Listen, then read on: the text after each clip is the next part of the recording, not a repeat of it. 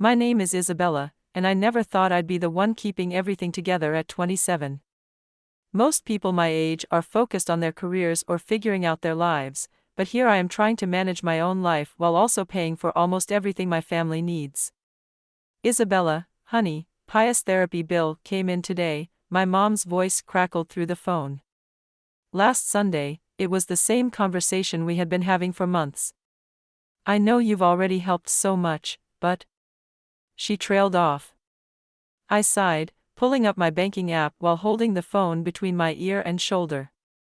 How much this time, Mom? How we got here is a simple story, but living it hasn't been easy. My sister Katie, who is 3 years older than me, had what my mom calls a career setback a year ago. That's putting it nicely. The truth is, Katie had a complete breakdown when she didn't get the promotion she wanted. Instead of handling it professionally, she quit on the spot, burning bridges faster than a wildfire. I can't believe they picked Brianna over me, Katie had sobbed into my shoulder that day. Do you know how long I've worked there? How hard I've tried? I remember sitting in my new apartment, the one I was so proud to rent after graduating, listening to her rant. I thought she'd calm down in a few weeks, maybe even find a better job. That's not what happened. 7 months passed while she processed everything, then another 7 months of only applying to certain jobs. That's how my parents explained her unemployment.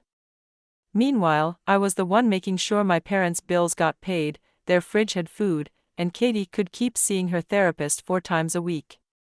The therapy is really helping her, Mom would say as I transferred another chunk of my paycheck to their account. She's making progress. Progress from where I stood? All I saw was more money leaving my bank account.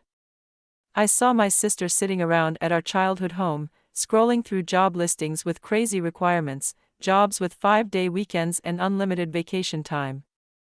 Meanwhile, I was working overtime at my marketing job, taking on extra clients, and barely having time to breathe.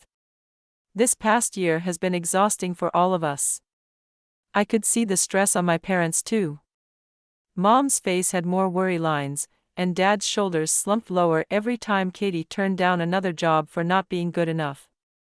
Looking at my tired parents, I knew we all needed something good to look forward to. That's when I started planning a trip to Rome, just for the 3 of us.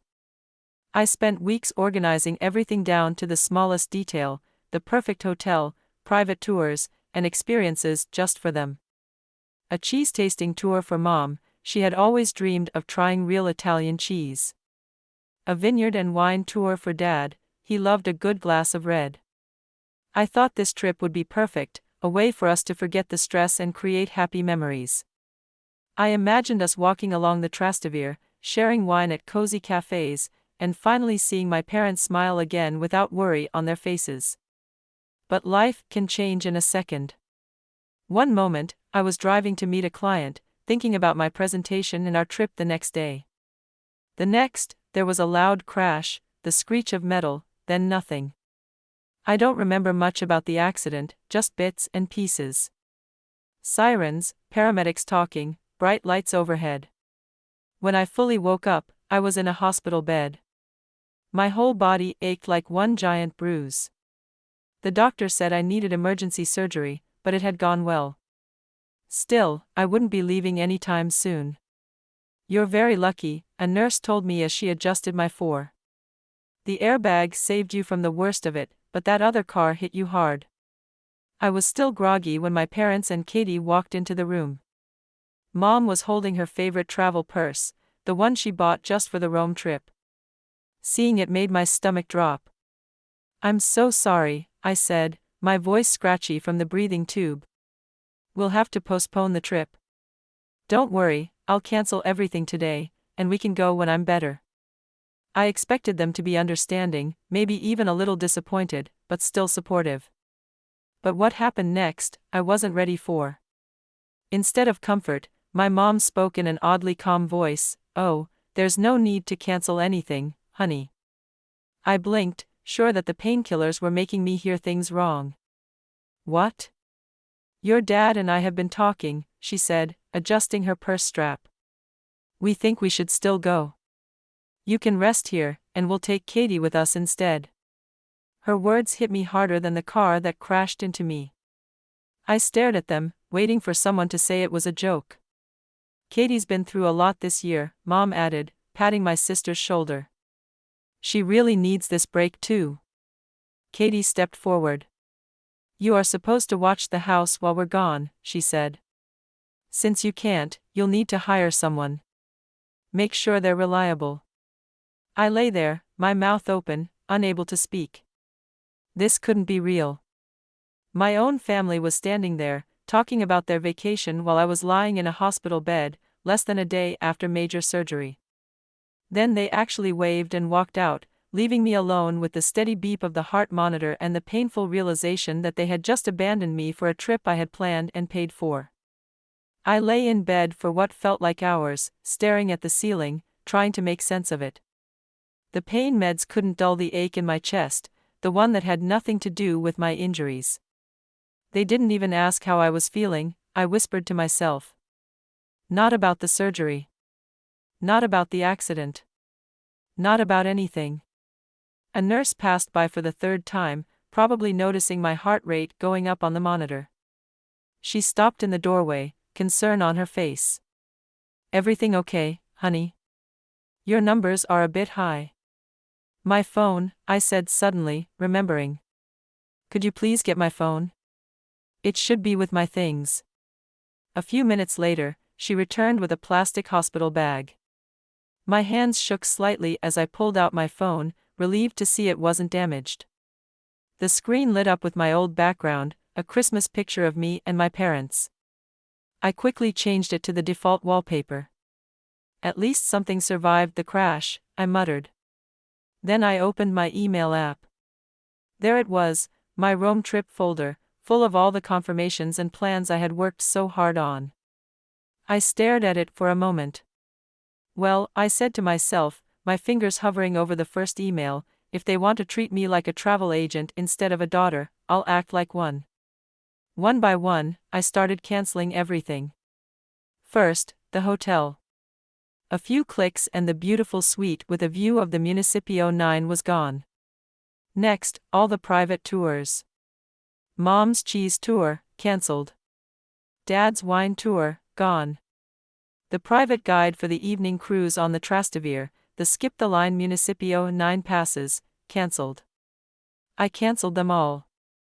With each cancellation, I felt a mix of emotions, sadness, yes, because I had dreamed of enjoying these experiences with my parents.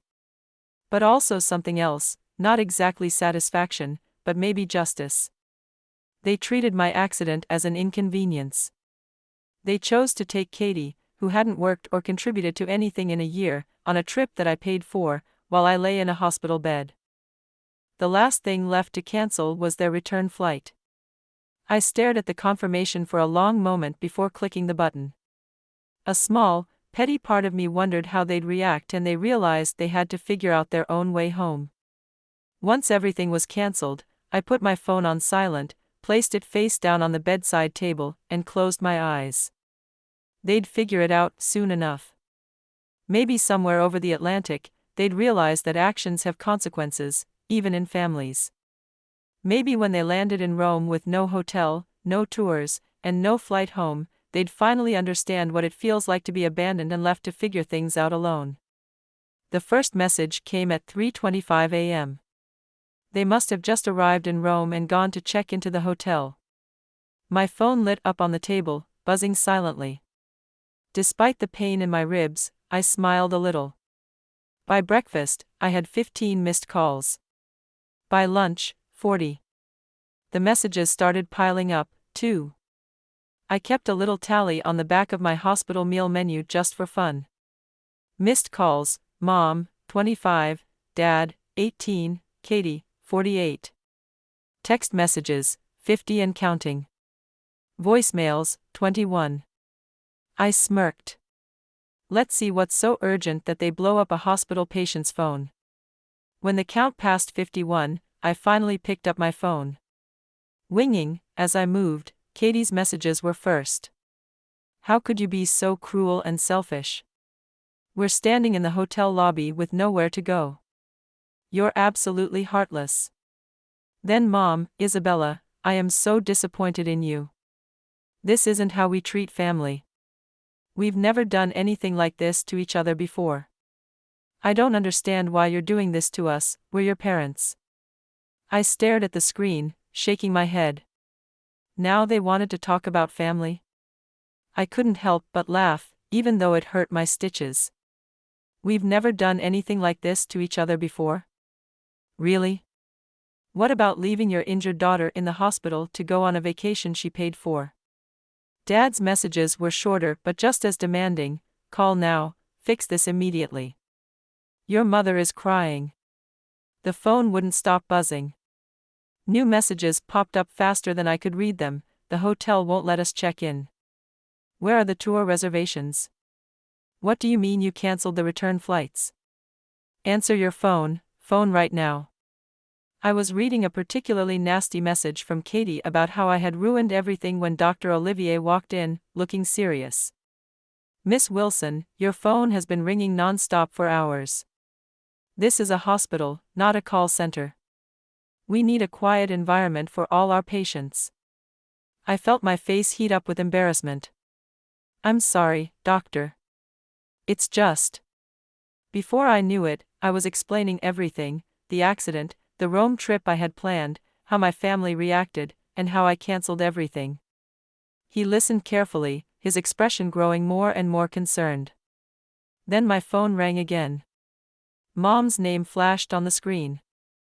Without hesitation, Dr. Olivier picked it up. Hello, this is Dr. Olivier from Memorial Hospital. I need to ask you to stop calling. Your daughter needs rest and is about to have a second surgery. Even from across the room, I could hear Mom's sharp voice through the speaker. I don't care about any operation. Put my daughter on the phone right now. She needs to fix what she did to us. Dr. Olivier's face shifted, from shock to disbelief to anger. Without another word, he hung up. I'll be keeping this until after your surgery, he said firmly, slipping my phone into his pocket. You need to focus on healing, not dealing with this for the next few days. Everything was a blur of pain meds and sleep. Without my phone, I had no idea what was happening with my family in Rome, but honestly, the silence was healing in its own way. But life has a funny way of surprising you. Knock knock. On my 4th day after surgery, Corinne from marketing peeked into my room. We brought contraband, she whispered with a grin. She and Nick from accounting had sneaked in real coffee from the cafe down the street. The next day, Brittany and James from my team showed up with magazines and office gossip. The day after that, my cousin Mary, who I hadn't seen in months, came by with homemade soup. We've got a schedule worked out, Brittany said, holding up a color-coded spreadsheet on her tablet. Someone from the office will stop by every day. We can't have our best project manager getting lonely. For the first time in a long time, I felt cared for. I felt tears fill my eyes. You guys didn't have to do this. Oh, please, James waved off my protest.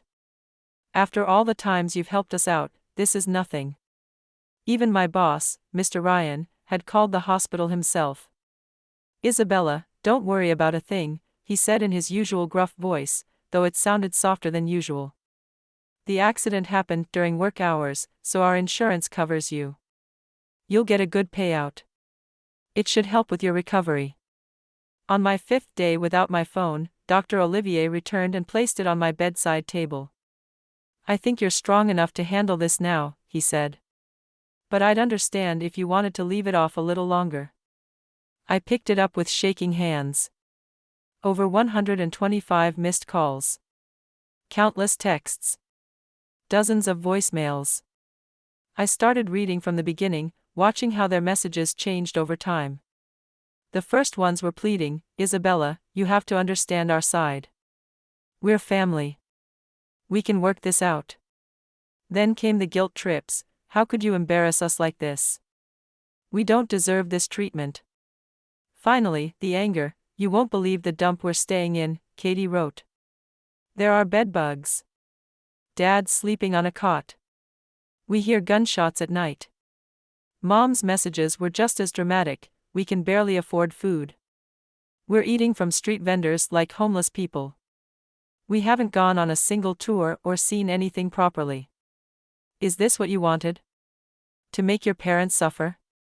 The latest message was a demand for return tickets home, followed by multiple threats about what would happen if I didn't fix things immediately. I sighed and placed the phone face down on the table, just as another knock came at my door. It was Sophie from HR, holding a deck of cards and a bag of cookies she had smuggled in. "Ready to learn poker?" she asked with a grin. I looked at her, then at my phone, and I made a choice. I turned my phone off completely and smiled. Deal me in. I was actually having a good day when they burst in. My physical therapist had just finished our session, and I felt proud of myself. I had managed to walk a few steps on my own.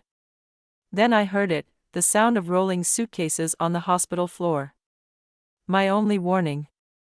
Seconds later, they stormed into my room like a hurricane. "How dare you?" Mom's face was red with fury, still in her travel clothes. "How dare you do this to us?" Right behind her, Katie dragged her designer suitcase, eyes blazing. The suitcase Katie was dragging. I had bought it for her last Christmas. Dad stood in the doorway looking both angry and embarrassed. Nurse Kate, who had been adjusting my four, quickly stepped between them and my bed. "Lower your voices. This is a hospital, not a circus tent." But they didn't listen. 3 weeks of frustration exploded out of Katie like a burst dam. "She's fine here." Katie threw her hands up, motioning around my private hospital room. "Look at her, lying in a clean bed, getting 3 meals a day while we suffered." Something inside me snapped. Maybe it was the painkillers giving me courage, or maybe I had finally had enough. "Suffered?" My voice was quiet but sharp. "Let's talk about suffering, shall we?" The room fell silent. For the past year, I had worked myself to exhaustion, paying the bills, buying groceries, covering Katie's therapy sessions, while she sat at home turning down perfectly good jobs because they weren't perfect enough. Mom opened her mouth to speak, but I raised my hand. "Not this time. I planned this trip as a gift. I spent months organizing everything. I paid for it all with my own money. Then I got into a serious accident, needed emergency surgery, and what did you do? Did you ask how I was feeling? Did you care if I was okay? No, you took Katie, the person who hasn't contributed a single penny to this family in over a year, on my vacation, while I lay in a hospital bed." I could see the first flickers of shame on Mom's face, but it didn't last long. "You can afford to go to Rome anytime," she snapped. This might have been our only chance. Then Katie, my own sister, delivered the final blow. "Besides, you might have been left disabled after the accident. Then you definitely would have cancelled everything. That's why I convinced Mom and Dad we should go, while everything was still paid for." The room went dead silent. Even Mom looked shocked. My fingers trembled as I reached for the call button. The speaker crackled. "Security, please. I need 4 people escorted out of my room, and I want them added to the restricted visitors list." "Isabella, don't you dare." Mom started, but it was too late. 3 security guards stepped into the room. "This patient is recovering from major surgery," one of them said firmly. "I'm going to have to ask you to leave." I watched as they were led away. Mom's angry voice echoed down the hall. Dad's silence said everything. Katie's protests faded as they disappeared from sight. The next day, I did something I should have done months ago. I blocked their numbers. All of them. My finger hovered over Dad's contact for a moment longer than the others, but in the end, his silence had been just as painful as their actions. Then I opened my banking apps. I canceled all the automatic payments I had set up for my family. No more monthly transfers for Katie's therapy. No more paying their utility bills. No more grocery money. I felt lighter, like a weight had been lifted off my shoulders. For the first time in a long time, I could breathe. 3 weeks later, I was discharged from the hospital. When I finally got home, my apartment felt like a sanctuary. My work friends had cleaned it, stocked the fridge, and even put fresh flowers on the kitchen counter. No family drama, no guilt trips, no financial demands, just peace and quiet. I focused on getting better. I did my physical therapy exercises. I started working remotely. Slowly, life fell into a rhythm, one that didn't revolve around fixing my family's problems. Then, about a month after I left the hospital, my phone buzzed with messages from cousins and family friends. Mom had taken her complaints to Facebook. "My own daughter has abandoned us in our time of need," she wrote. "After everything we've done for her, she has turned her back on her poor, struggling parents. Katie can't find work, bills are piling up, and Isabella won't even return our calls." Some of her friends, who didn't know the truth, jumped in to comfort her. How terrible. After raising such an ungrateful child. Family should always come first. I'll pray for your daughter to come back to you. I was about to close the app when a new comment popped up. It was from my cousin Mary. "Aunt Linda, are you seriously playing the victim? You left Isabella alone in the hospital after her car accident to go on a vacation she paid for. You took Katie instead of supporting your injured daughter. We all know what really happened." Then more relatives started commenting. They shared details of how I had supported my parents for a year, while Katie refused to work. How I had planned the Rome trip as a gift. How they visited me in the hospital while my own parents were off touring Europe. 3 days later, the post disappeared. But by then, screenshots were already spreading in the family group chat. Mom's plan to make herself the victim had backfired completely. For months after the accident, I walked into my office without my cane for the first time. My steps were steady, my head held high. All the physical therapy had paid off. I was finally back to normal. Maybe even stronger than before. I expected a quiet first day back, maybe some small talk by the coffee machine. Instead, I walked in to find my entire team gathered around my desk. A massive cake sat in the middle of the celebration. "Welcome back, Isabella," they all cheered. I walked in, and the cake took my breath away. 3 beautiful tiers of vanilla and chocolate, decorated with fondant flowers on top, a tiny figurine of a woman standing tall. My eyes filled with tears. "You guys." I started, but I couldn't finish. Karine pulled me into a gentle hug, while Nick started cutting the cake. "Oh, and this came for you," Brittany said, handing me an envelope. It was from the insurance company. I opened it right there, surrounded by my work family, and nearly dropped it when I saw the settlement amount. There were more zeros than I had expected. That night, sitting in my apartment with a piece of leftover cake, I opened my laptop and started browsing travel sites. The same luxury hotel in Rome I had booked before popped up in my search results. Without hesitation, I checked availability for 4 months from now. "Single room," I murmured to myself, smiling as I clicked "Book Now." Next, I booked the tours, the same ones I had planned before, but this time, designed for a solo traveler.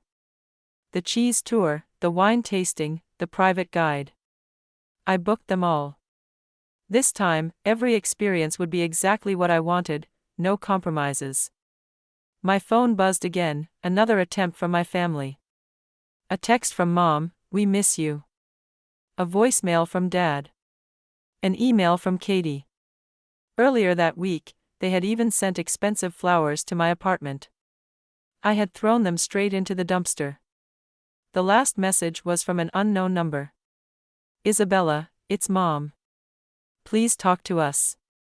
We're still family." I deleted it without responding. Turning back to my laptop, I saw the confirmation emails rolling in: hotel, tours, flights. But this time, seeing them didn't fill me with stress or worry. I wasn't planning for anyone else. I wasn't managing anyone's expectations. I felt nothing but excitement. Moving my laptop aside, I walked to the window and looked out at the city lights. 3 more months, I thought, and I'll be walking the streets of Rome, eating at cafes, visiting museums, making memories, my own memories, on my own terms. My phone buzzed again, another call from an unknown number. Undoubtedly, another family member. I didn't even look at it. Instead, I closed my laptop and smiled. I opened my photo gallery and deleted the old family pictures I had been holding on to. It was time for new photos, new memories, new adventures. Sometimes, the family you choose, friends, co-workers, and kind strangers who become more than strangers, matters more than the family you're born into. I had learned that the hard way. But standing there, planning my solo trip, I knew one thing for sure, would never forget it.